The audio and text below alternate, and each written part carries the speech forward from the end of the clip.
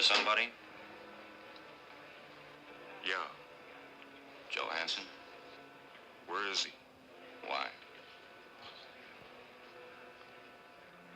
I'm gonna kill him. So Fort Dobbs is a Western from 1958 starring the touting Clint Walker as this murderer, man on the run, Gar Davis, who is just hightailed it out of the town of Largo after shooting a man dead, and he's chased by this big posse, and basically he ends up running into Virginia Mayo, who plays Mrs. Gray, and her little boy Chad, played by the excellent Richard Eyre. And he loses his horse after being chased by the posse, and tries to steal a horse from their little farm, their ranch. This in the middle of the nowhere. She's running this ranch, and her husband is away. He went away to try and get help, because the whole nation, the Comanche nation, is on the warpath in this film, and everybody basically in this film is making their way to Fort Dobbs for safety, which is about 2 or 3 days ride away. Even the town of Largo, where he ran off from in the end of the film, is actually trying to escape this Comanche nation uprising.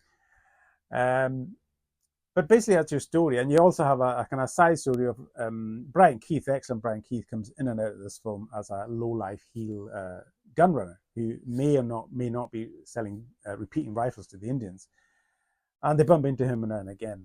And Brian Keith always plays a great heel. But yeah, a solid movie. It's got a really well directed by Gordon Douglas, the prolific Gordon Douglas, and it's got a really solid script, co-written by Burt Kennedy, and it's got a nice score by the always brilliant Max Steiner. But I thought Clint Walker was really good in this film. He does a kind of man with no name persona kind of thing really well. He hasn't got a huge acting range, but it doesn't do light-hearted or that kind of. He's very serious, but he's great. I thought he was really great, and a really imposing figure on screen. He's really believable as the Western hero. Virginia Mayo didn't have a lot to do, to be fair, especially in the first half of the film. She's just kind of along, kind of looking bemused, but her part does kind of develop later on in the film. And as the story develops, the dynamic between the three characters changes as Mrs. Gray suspects Garv of killing her husband, and then the boy also suspects him, and you get this love-hate dynamic going on, and it's really effective, really well acted, really well put across. But this is a really solid little Western. Great action scenes, really well directed in that regard. Quite frenetic, intense action scenes, especially with the horse riding scenes.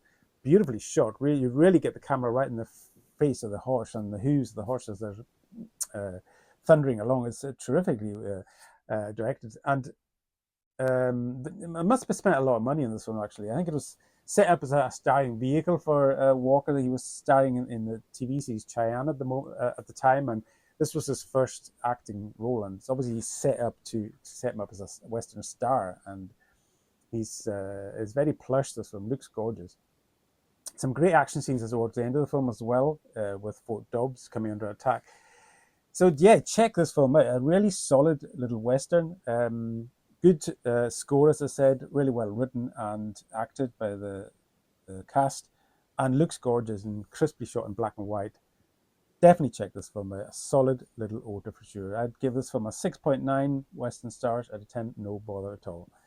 Thanks for listening, and goodbye for now.